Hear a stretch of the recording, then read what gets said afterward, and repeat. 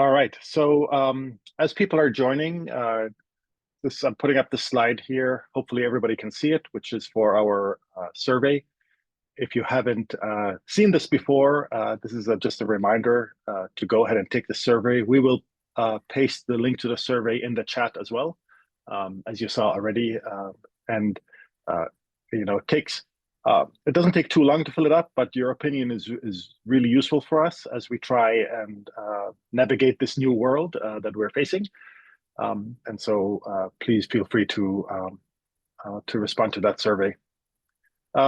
During the webinar or during this meeting, this is a regular Zoom meeting. It's not a webinar, so you are able to unmute yourself and speak if you want to.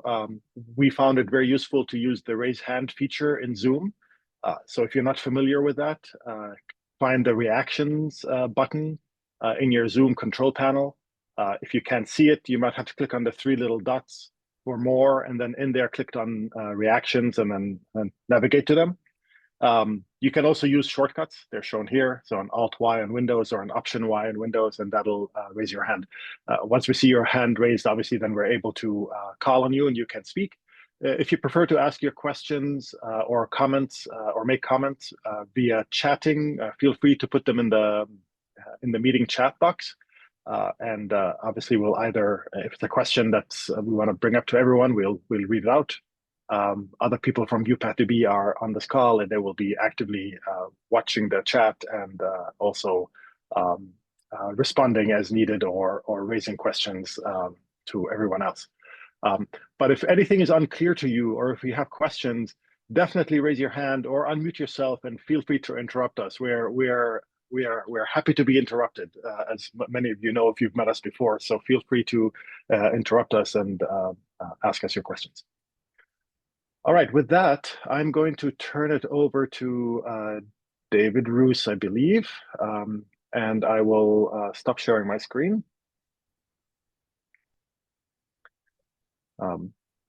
And it is nice to see so many people joining, so that's great.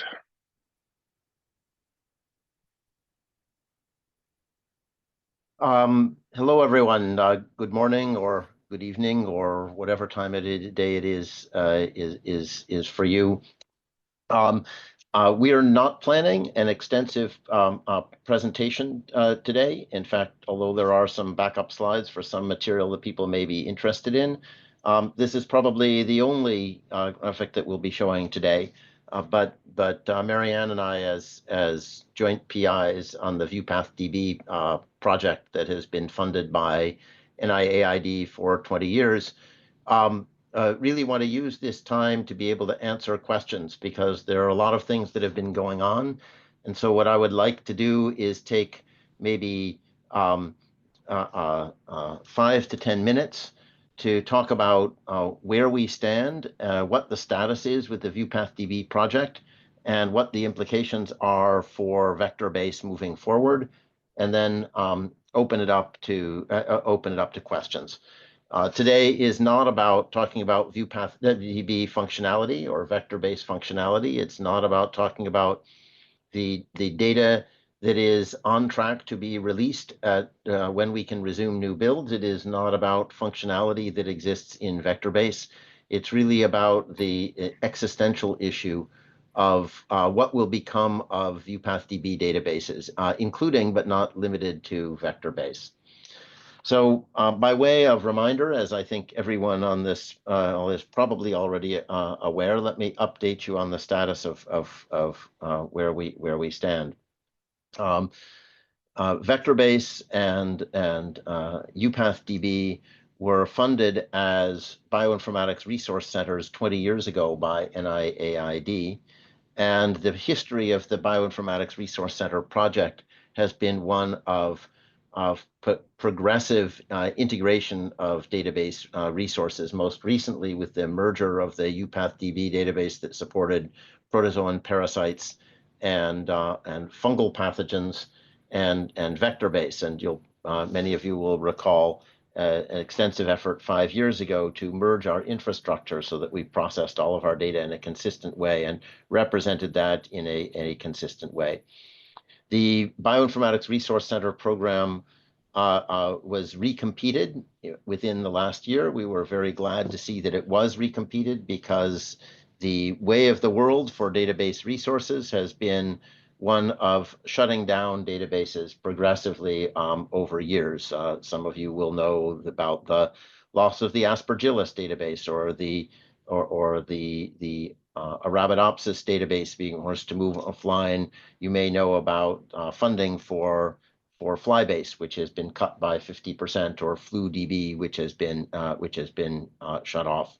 So we were grateful to know that the Bioinformatics Resource Center program would be continued with a slightly but not dramatically lower budget, and put in a proposal for that, which many of you signed.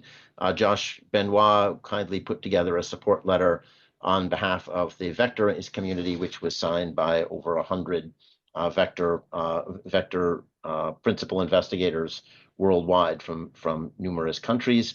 That application was reviewed by the review panel and scored very favorably. For those familiar with the NIH funding program, we were scored at 20. And for a large project that is reviewed by a special review panel, it's not possible to percentile those, but certainly from the standpoint of, for example, R01 research grants, a score of 20 would typically correspond to about the first percentile.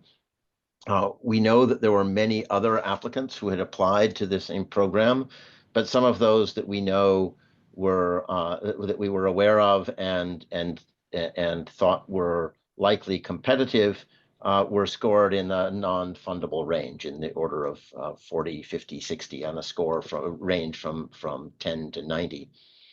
So we were pretty optimistic about that. And then we're surprised to learn in May from a phone conversation with NIH that, despite the fact that the grant was scored very favorably, that VEuPathDB would not be renewed because NIAID wanted to take the BRC program in a new direction.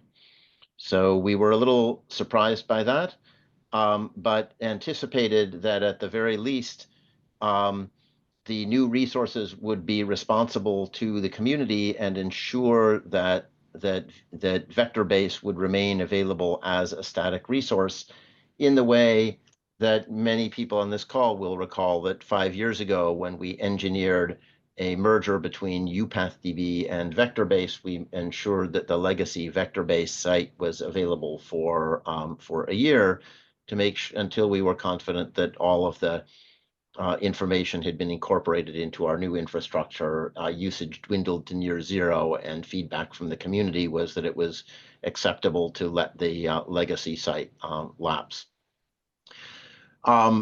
We, as contract holders, were obligated to provide a detailed transition plan to the government, which described the process of transitioning to a new provider of support resources for the vector community and other communities we support. And then we're a little concerned in June when that transition plan that was signed off on by the government was not put into effect. And finally, in July, we learned that that they had no, or in August, that they had no intention of maintaining resources at all. The expressed support and concern from the community was phenomenal. I was personally copied on more than 7,000 emails that were sent to the director of NIAID or NIH. But and there are still people who are protesting this, protesting the decision not to fund VectorBase and VEuPathDB resources. But I think the likelihood of that decision being changed is virtually zero. We have protested this to NIAID Council. Many individuals have tried to raise this with various levels of the hierarchy at NIAID and NIH. Some people have tried to raise the issue in Congress. And while we are supportive of those efforts, it's not something that we have been focusing on from the VectorBase project. because fortunately we do have a path forward. Many other organizations have been concerned about the impact of this decision on global public health. And while we have been in touch with the various agencies that have provided additional funding to us in the past, the Wellcome Trust, the Burroughs Wellcome Fund, the Gates Foundation, none of them had the flexibility to move financially on the time frame that was required before the 50 or so staff who've been responsible for VEuPathDB resources were out of a job on September 15th. But several groups, the Foundation for the Advancement of Science and Medicine, Open Philanthropy, and the Chan Zuckerberg Initiative, have all contributed financially to be able to ensure that these resources will continue. My institution, the University of Pennsylvania, has also provided a financial backstop, and the institutions where our staff are based at Penn and Georgia have agreed to waive indirect costs for the duration of a transition period. We have put together a plan to maintain VectorBase as some of you will know, VectorBase went down on September 15th as we retooled, but we staff on the project have worked around the clock to get things back up and in operation approximately the beginning of October. And we have funding to be able to keep these resources online as a static resource for at least the next year. But our generous funders have also provided us with funding to be able to try to build a path to the future where we can resume regular builds for VectorBase and other resources that are involved. There are quite a few things that we are working on to try to make that to make that possible, functional, cost-effective, forward-looking, represent new data types, load new genomes and functional genomics data, and we are expecting to be able to resume builds in 2025. We hope that it will be earlier than late 2025, as indicated here, but it's not going to be in January. So sometime in 2025, when our new infrastructure is in place that allows us to continue mapping data and building databases in a more cost-effective framework, we do expect to be able to bring to add new data that is already in the pipeline and start adding new data sets to the pipeline for VectorBase and the other components associated with VEuPathDB. But that brings me to the last point, and the most important point, perhaps, for this discussion, which is that long-term financial sustainability will certainly depend on additional support, and that likely will involve, in addition to grants and philanthropic contributions, which we will continue to pursue, buy-in from the community. So what that means for people on this call is that if you would like VectorBase to continue to have a life, it is likely to cost you and your laboratory. And the most important question there is, what do resources like this cost? Our budget for the VEuPathDB project, including VectorBase, over the last several years, has averaged something on the order of $6 million a year in direct costs, excluding institutional overhead. That sounds like a lot of money, and it is a lot of money, but do keep in mind that that serves on the order of 100,000 unique users worldwide, about 40,000 unique users every month. The average user returns approximately on a weekly basis and accesses many pages when they come to the site. I don't think I need to remind people on this call about some of the functionalities that VEuPathDB provides that are not available on other resources, even arthropod genomics resources like Flybase, for example, the ability to explore the evidence underlying gene calls and annotation data, the ability to represent expression profiling data, some of the mapping functionality that's been available for population genetics analysis in MapView. Those are functionalities that people in the community seem to value. Some people pay more attention to some of those features than others, but running a production resource is expensive. Just maintaining the legacy database costs on the order of $500,000 a year for the $2 million worth of equipment that we run on, for systems and database administration, for necessary bug fixes and security patches, and for answering questions. So the question is it possible to raise $6 million a year, or half of that, even half of that amount, from the community, and what would that look like? A couple of ground rules. One is that I think that none of us wants to live in a world where database resources, particularly for neglected diseases and vectors, are only available to wealthier laboratories. But what that means is that we would need to pursue some kind of an altruistic model where people would pay even though they are not required to do so.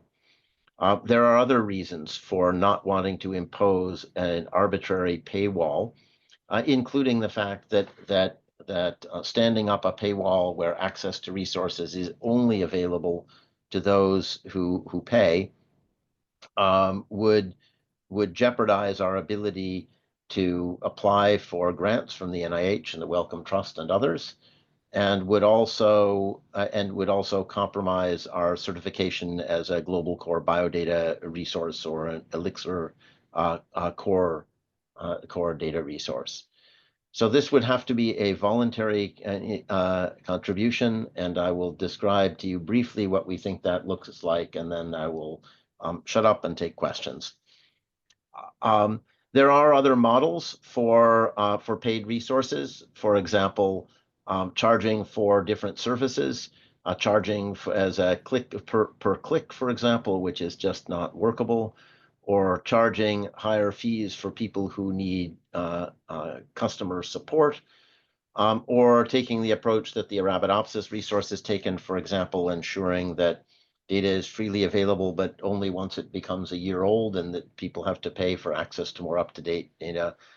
We don't want to do that. That would change the nature of the community that we work for. So what we are envisioning is something that you might think of as analogous to a mortgage calculator, which is that starting probably in January of 2025, when you log on, you would be asked for some information about your group, which is used privately. None of it shared. We don't track any information on individual laboratories, but where, based on the budget of your laboratory, the number of staff who are involved, the engagement with VectorBase or other database resources, we provide you with an estimate as to what your fair share would be for the community. And to a first approximation, the cost of that is likely to be something on the order of 1% of laboratory budgets.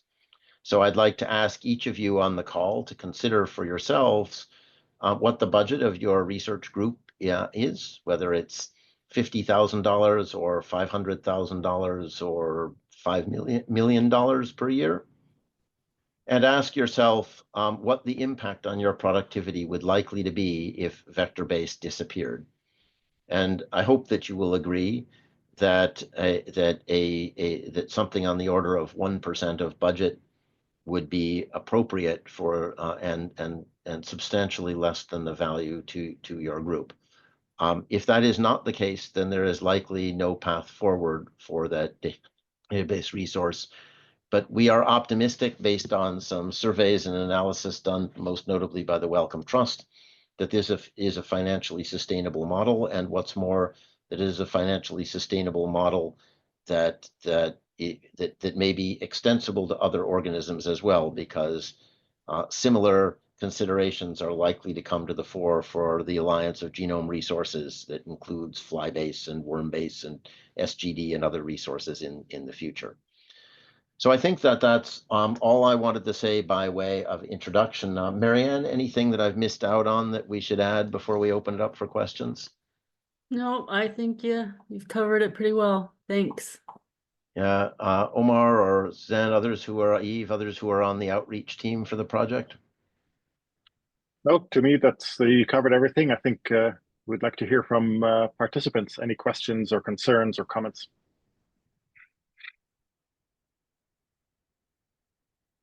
So feel free to raise your hand and unmute yourself. So Zach, so you have a question? I think I'll let you unmute yourself. Yeah, I don't know if you guys are thinking about it, if you already registered yourself in some form of as a charitable organization so that people can make tax-deductible donations as well as, spend from their lab funds.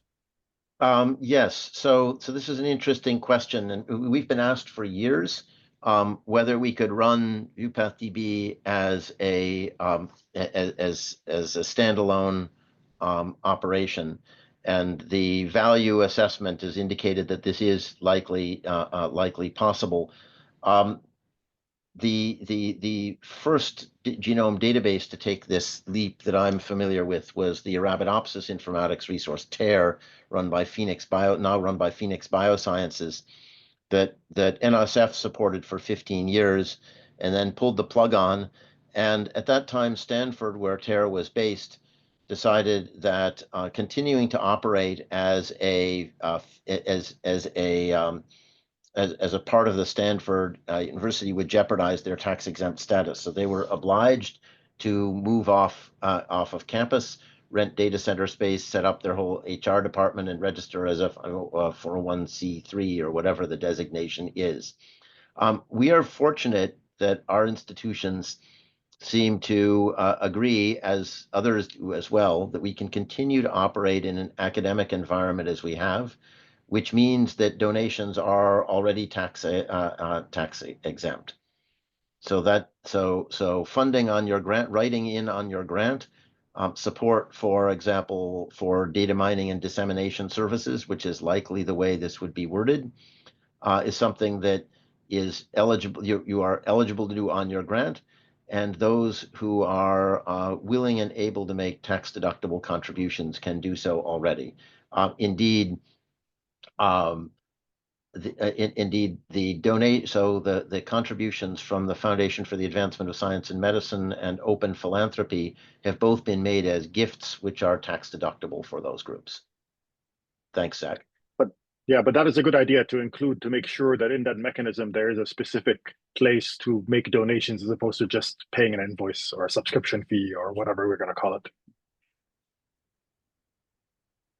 So there are several things that we are exploring that we will distribute new information about before the end of the calendar year, which include the ability to make charitable contributions, as Zach suggests, but also the ability to make advance contributions, for example, to pay for for 1 year or 3 years or 5 years in advance.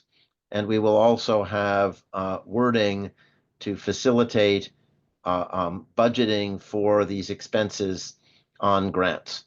And we do have confirmation from several funding agencies, including the NIH, Wellcome Trust, HHMI, Deutsche Forschungsgemeinschaft, and Swiss National Science Foundation, indicating that services, especially when couched in terms of data access and dissemination, are absolutely acceptable on grants.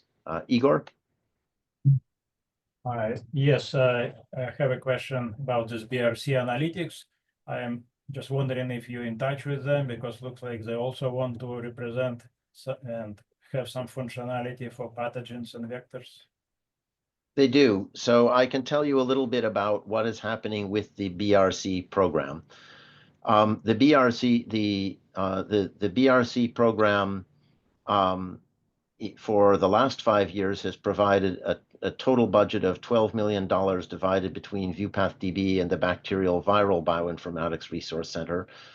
Moving forward, there are 3 awards to the tune of $3 million a year each, one to the Bacterial Viral program, one to a group called pathogensportal.org, which you can take a look at online and which was spun up during the pandemic to facilitate automated identification of data and access to data.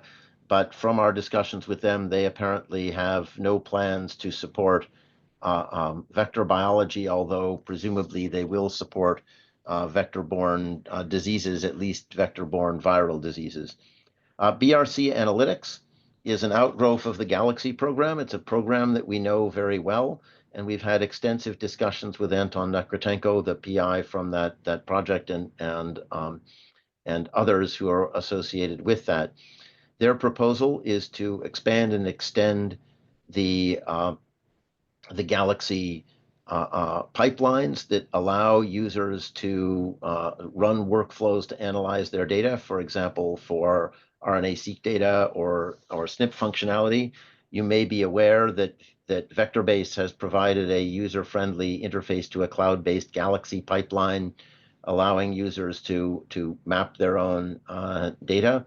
This is something that's been less widely used by the vector community than other communities we serve. And so for the time being, we will not be providing that functionality, looking to BRC Analytics to make that available. Beyond that, BRC Analytics was also caught short by the expectation that VEuPathDB would disappear. I should make it clear that both Pathogens Portal and BRC Analytics made it very clear in their proposals that they never were envisioning themselves as a replacement for VEuPathDB, but as a supplement to that. And so you're welcome to take a look at BRC Analytics for yourself. They have run a couple of webinars that you are welcome to take a look at. They're available on YouTube. But while they have taken tracks from browser views on VEuPathDB, which we have provided them, and spun those up as tracks on the UCSC browser, they have no intention to provide the kinds of gene pages or functional genomics data that has been provided by VectorBase. At least that is my understanding from discussion, and we will continue to be in touch with VRC Analytics. I'm not sure if anyone from VRC Analytics is on this call. If they would like to correct me on that, feel free to type something into the chat or to speak up if you'd like to add more. Yeah, I see Scott Kane is on in case he wants to say something. Feel free to do that, Scott. While we're waiting, there was a question from Andrea Wendt as to whether we will be making the survey results public, and there's no reason not to. We'll be happy to do that. We're probably going to collect data from that survey for another month, I'm guessing. We've had a few thousand responses so far, which is terrific. It will be great to get some more. And then we will collate those results and make them available on a website on VEuPathDB, and obviously send an email to everyone, let them know. Oh, yeah, and this is Scott. I wasn't actually planning on talking much today. I just wanted to hear what was being said. But yeah, so at BRC Analytics, we are in the process of spinning stuff up. We are very early days, but we are having fairly regular outreach sessions, Q&A webinar type things, basically to let people know what we're doing. And we've got some preliminary workflows that we're doing, but we want a lot of feedback from the community to make sure that what we're doing is helpful to the VectorBase community as well. So if you are interested in helping to make sure that we make something that's useful, please keep an eye out for those webinars.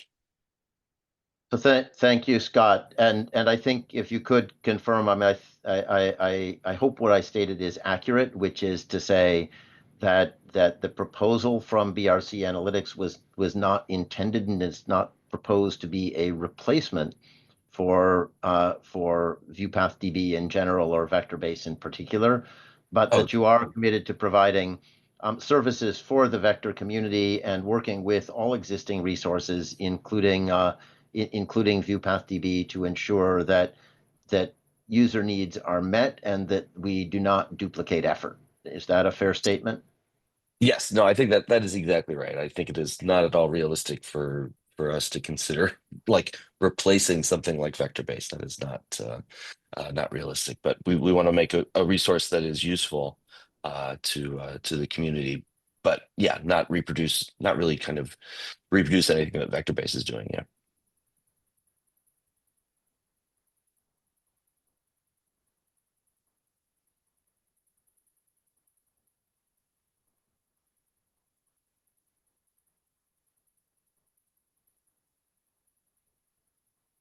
Once again, if you have any other questions or comments, feel free to type them in the chat or just unmute yourself, or you don't have to worry about finding the raise hand feature if you can't find it.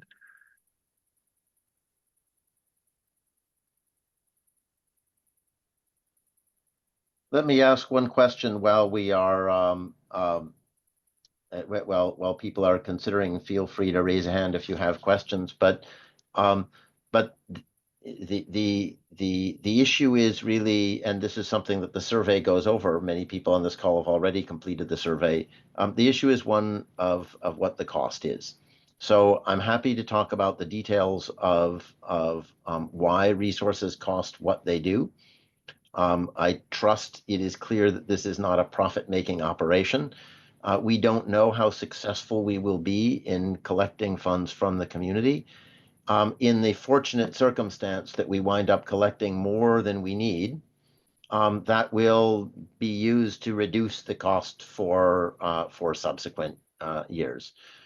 In the infrastructure reorganization that we're undergoing now, first and foremost is an effort to ensure cost efficacy, to remove any functionality that is expensive and not widely used, and to make our pipelines ever more efficient and effective while ensuring high uptime, high efficacy, and the ability to represent new data types. For example, single-cell RNA-seq data types through cell atlases, something that we're in a good position to be able to do.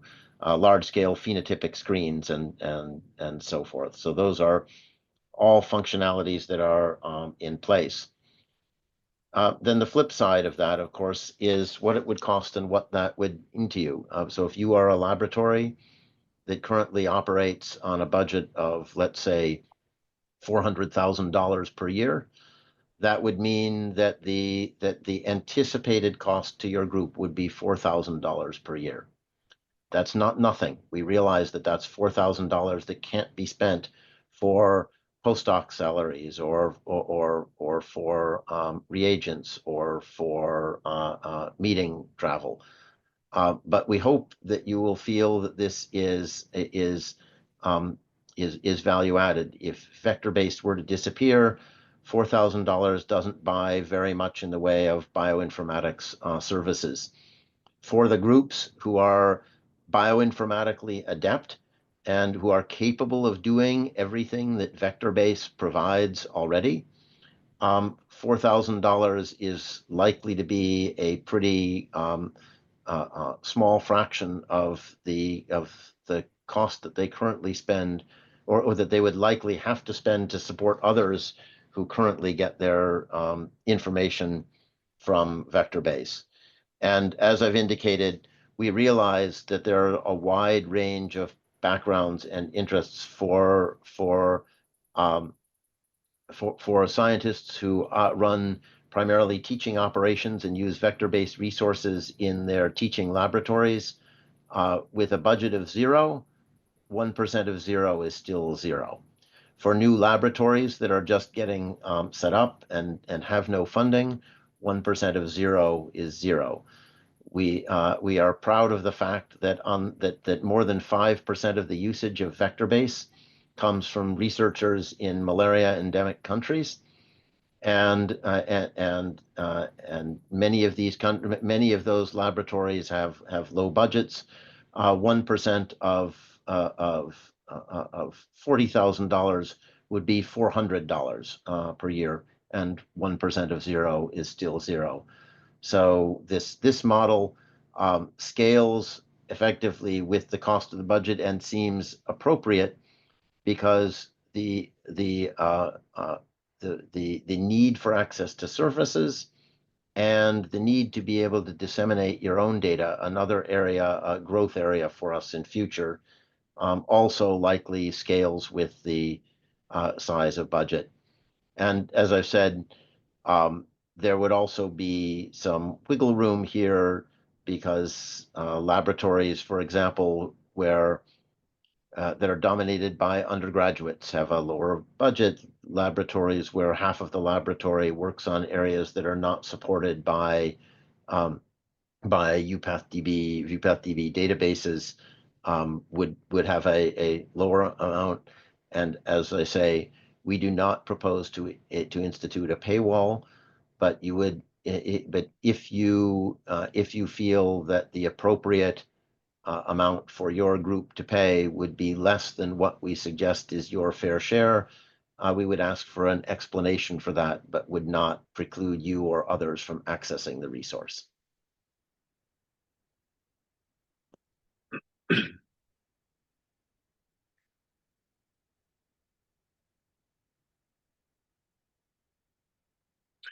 So if there aren't any other questions, that's obviously fine. We will stay on a little bit longer. There is a question on the chat.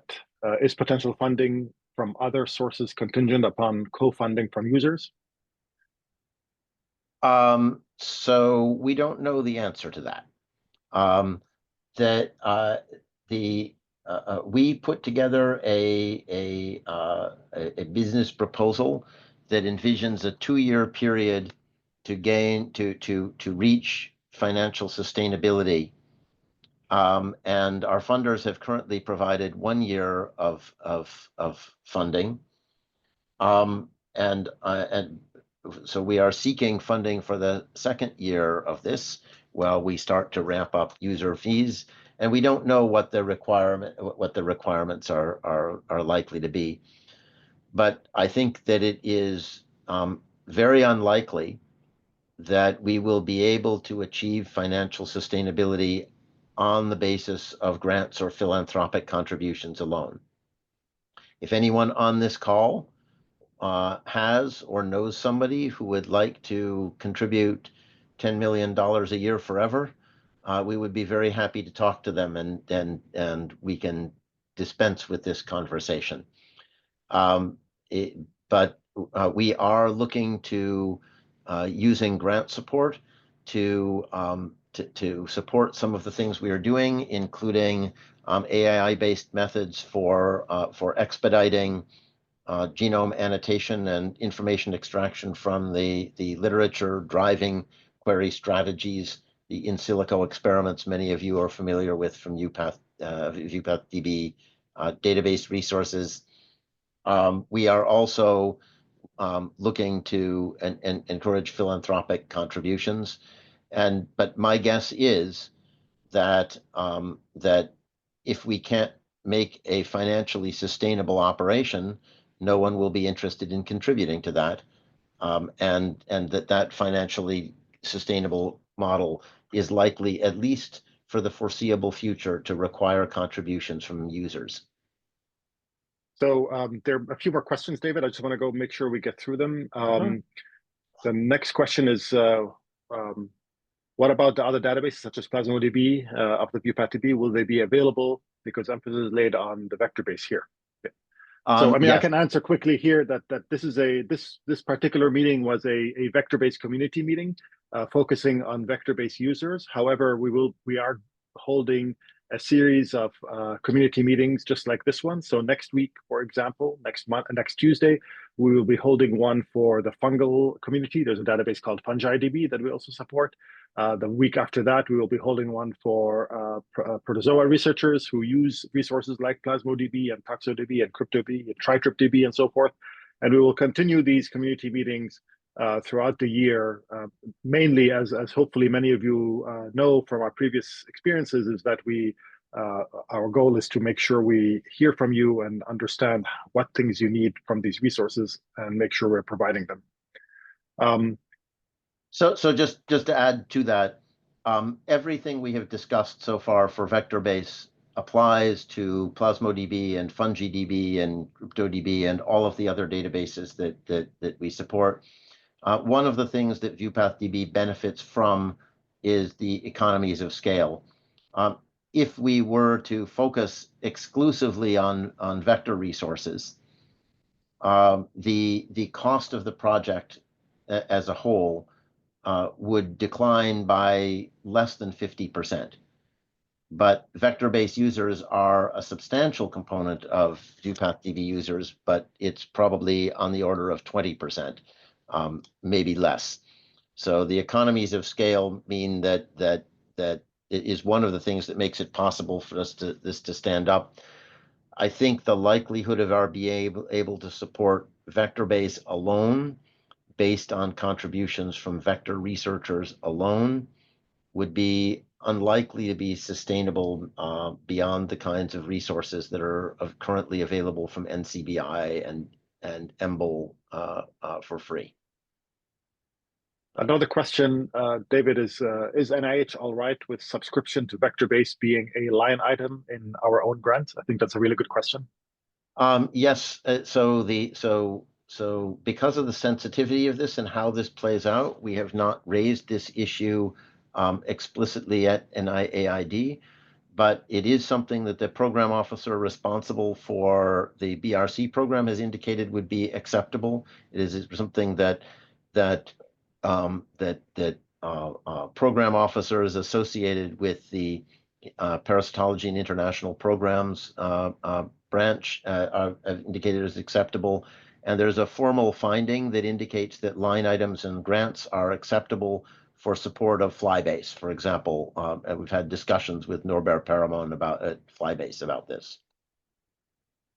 The next question was, FlyBase has been raising funds from users, presumably grants also. Can you comment on how that's working for them and how sustainable that has been? Again, I don't know if you have knowledge of that, but if you know, I do. We have received information from FlyBase. So FlyBase has to levy a mandatory contribution on the order of $150 per person in an individual laboratory. So for a laboratory of 20 people, that would be $3,000 a year. The uptake on that has been modest, but worth continuing. They have taken in hundreds of thousands of dollars, but not millions of dollars from that effort. This is in the context of a world where their budget from NHGRI has been continuing, and their messaging on this has been different. They are certainly very interested in our experiment because they anticipate that something similar may be in the prospects in the future. But FlyBase has not sought and has not received sufficient funds to keep them operational in the absence of NIH grant funding. Another question is, do you guys have an idea of what / who the major users are? Do you have any data on user statistics? Who are the largest users? What are the users? Do the major users have suggestions, etc.?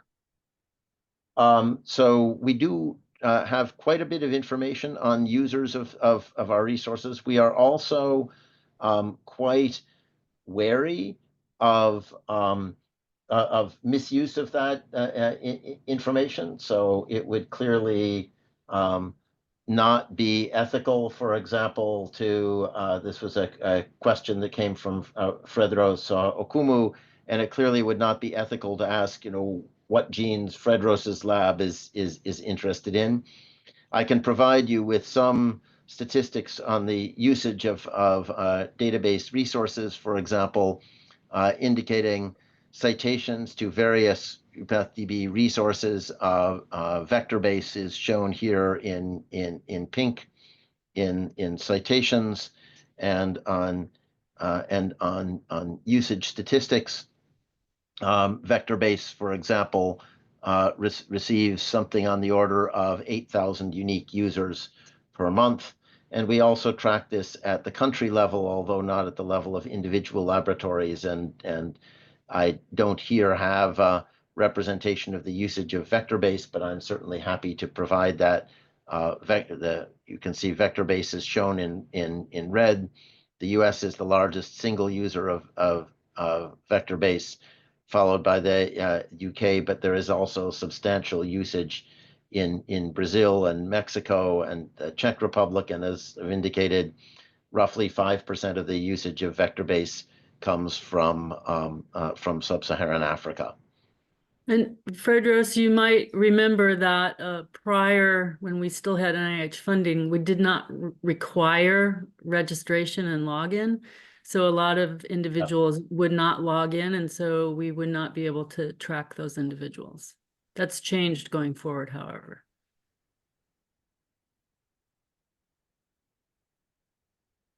Thank you. Thank you for that. Appreciate it.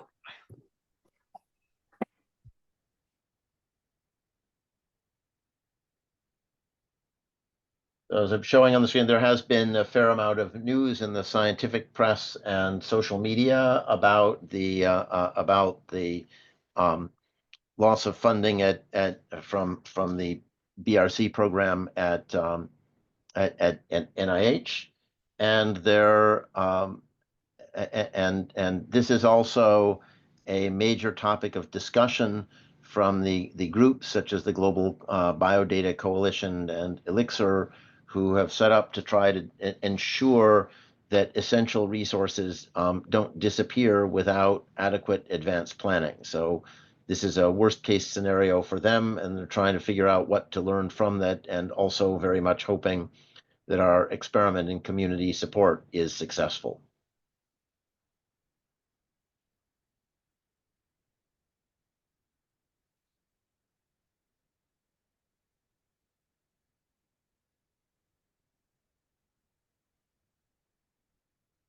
So I don't see any more questions. Give it maybe another few seconds. Anybody else have any comments from the group? We will also continue to be happy to take questions about these issues of financial sustainability, as well as your usual questions about usage of database resources or about data access and release in the usual routes. You can always click on the Contact Us link at the top of any page here on VectorBase.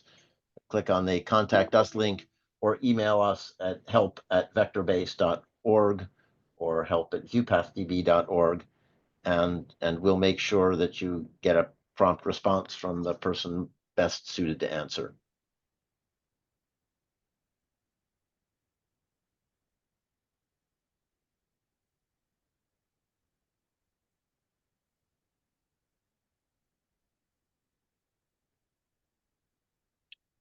Okay, well, I suggest that if there aren't any more questions or comments, we could go ahead and end this community meeting. We appreciate everybody attending and all the questions we got. I see that there are a couple more messages as I was speaking. So, okay, yes, thanks, Shirley and Zijian. We will obviously, as mentioned, there will be additional community meetings taking place. Please write to us if you have any questions. As soon as this meeting is done processing, we'll post it on somewhere for you to be able to access it. We'll put it on our webinar page and also send an email to the community so you have access to this webinar recording. And I'm sure this will garner more questions and comments. And your suggestions, obviously, whether it is about how to continue raising funds for this project, or about what kinds of data we should be loading, or what kind of tools you would like, in addition to what we already have.